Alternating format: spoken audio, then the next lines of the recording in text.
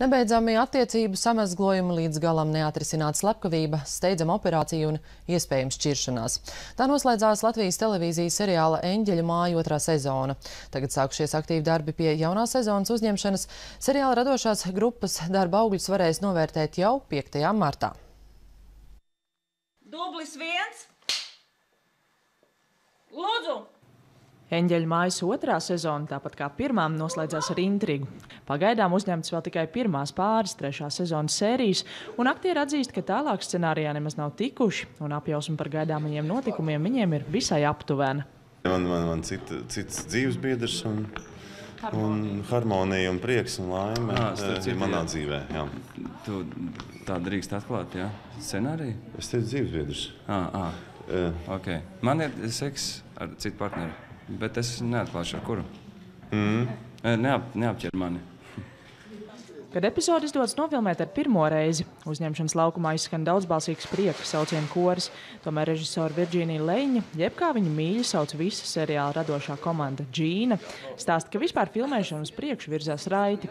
Protams, apstākļi nav ideāli, nemitīgi jāskrien no vienas vietas uz otru, un iepriekš prognozēt, cik ilgi būs jāstrādā pie vienas epizodes, nav iespējams.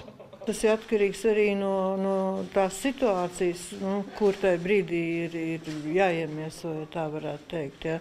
Ir vienkāršākas situācijas, ir sarežģītākas. Tas atkarīgs ir no mēnesi fāzēm, no kosmosa vibrācijām. Tas ir netverams lietas.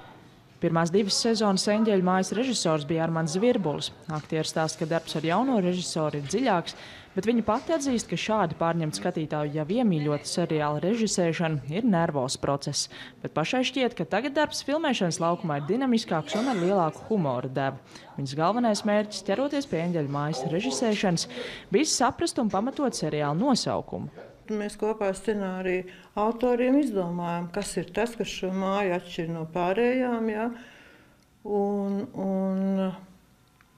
man liekas, ka īstenībā nē, to nevajag atklāt. Tas lai paliek skatītāji, kā saka, tāds intriga. Ja? Filmēšanas laukums pāris stundu laikā pārceļas no vienas ēkas uz otru un tiek iekārtots īsi pirms filmēšanas. Tā kabineta VF kultūras pils gaiteņos pāris mirkļu laikā pārto par tiesas sēžu zālēm. Bet kuram tad jāierodas uz tiesu un kāpēc? Eņģeļu māja 3. sezona, Latvijas televīzija.